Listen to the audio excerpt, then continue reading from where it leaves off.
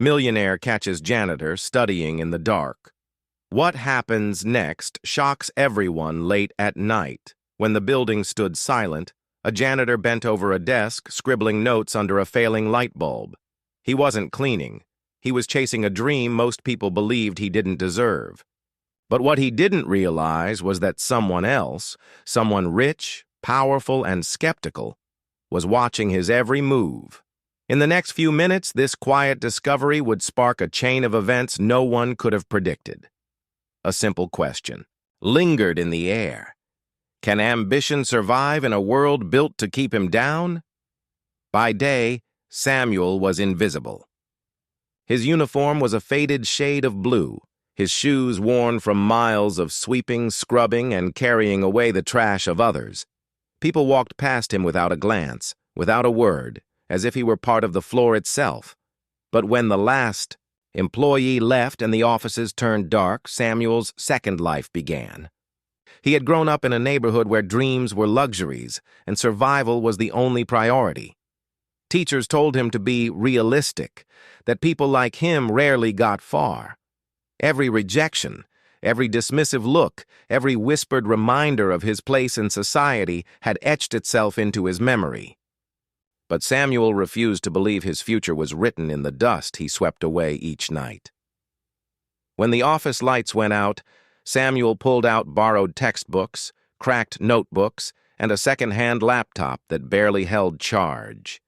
He studied tirelessly, chasing an education that others had said didn't belong to someone like him. Each late-night hour was a quiet rebellion against the limits placed on him because of the color of his skin. But what Samuel didn't know was that someone else was watching. A man who lived in a world Samuel could only dream of, one built on wealth, power, and opportunity.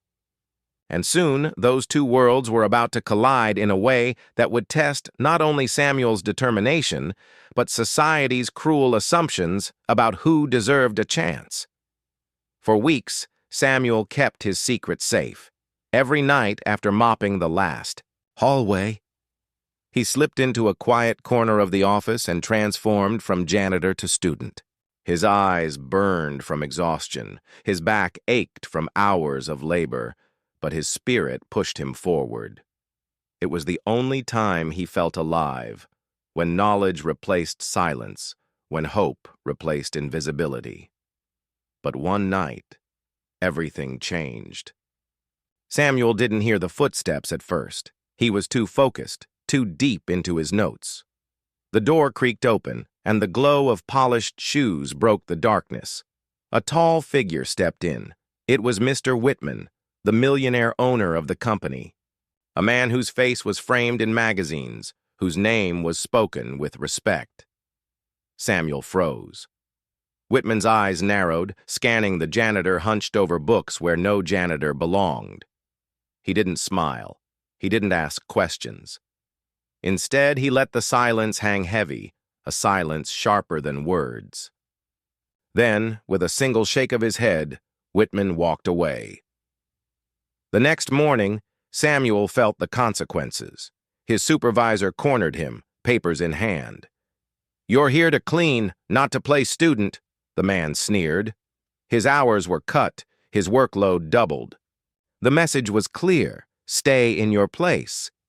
Still, Samuel refused to stop. The darker the office became, the brighter his determination burned. Yet, the more he studied, the more hostility grew. Coworkers began whispering, mocking his big dreams. Some called him ungrateful. Others laughed at the idea that a janitor could ever be more. Days turned into weeks, and the pressure mounted.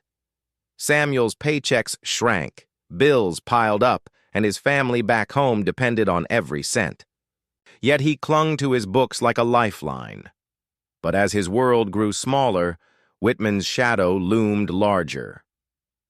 One evening, Samuel returned to find his textbooks missing. The desk was cleared, the lamp unplugged. In their place sat a note.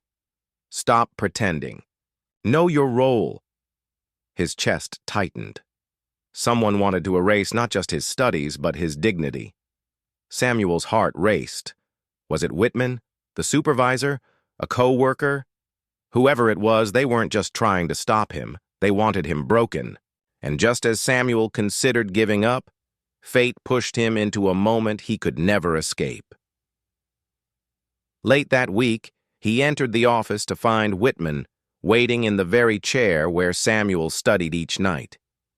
The millionaire tapped his hand against the desk, his expression unreadable. Samuel felt the walls closing in, the air heavy with judgment. This wasn't a chance meeting. This was a confrontation. What would happen next would test not only Samuel's will, but the very foundations of how society views men like him. Samuel stood frozen as Mr. Whitman's gaze cut through him. The office, once a place of stolen hope, now felt like a courtroom, and Samuel was the accused. Whitman leaned forward, his voice low but sharp, reminding Samuel that people like him were lucky to even have a job pushing brooms.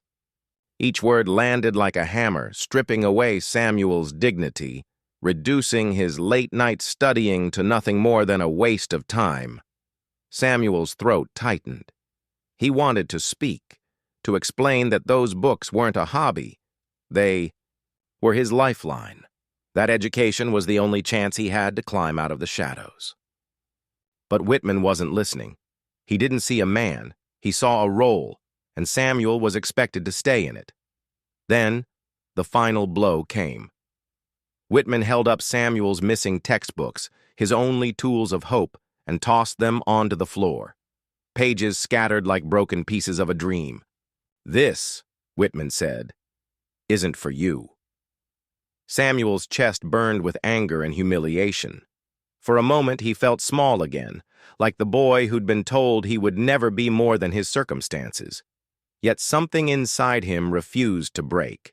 As Whitman's polished shoes crushed the corner of an open notebook, Samuel's hands clenched at his sides. The air was thick with silence. Whitman expected submission, maybe even tears. But Samuel lifted his eyes and locked them onto the millionaire's. In that unspoken moment, something shifted, not in Whitman, but in Samuel. He realized that no matter how many obstacles were thrown at him, his worth wasn't defined by those who tried to keep him down. Still, the damage was done. His job was on the line. His dignity had been dragged through the dirt. And the world would soon find out just how far one man could be pushed before he refused to stay silent. Samuel walked out of that office with his head low, his textbooks bruised but not broken. The message had been clear. He wasn't welcome to dream beyond the broom in his hand. By the end of the week, his hours were cut so thin he could barely afford rent, and eventually his job, his lifeline, was gone. But the books never left his side. Samuel kept studying, kept fighting in silence, because deep down he knew what Whitman refused to admit, that knowledge can't be stolen and dignity can't be erased. Years later, Samuel found a new path, one that didn't rely on anyone's permission. He pushed through school, scraped by, and eventually built a life that reflected not Whitman's judgment, but Samuel's own perseverance. The sting of that night never left him, though. It became a reminder of how fragile opportunity is when filtered through prejudice. For every Samuel who fights his way forward, how many others are crushed beneath the weight of racism? How many dreams are tossed aside simply because of the color of someone's skin? Samuel's story is not rare. It's a mirror held up to a society that still decides who belongs in the classroom, in the boardroom, or in the spotlight. And until those walls are torn down, countless others will face the same silent battles in the dark. So the question lingers, not for Samuel, but for us. How many brilliant minds will be lost if we keep shutting doors instead of opening them? And when we see injustice, will we stay silent like Whitman, or will we stand and demand better? Because the real story isn't just about Samuel. It's about what we choose to do next.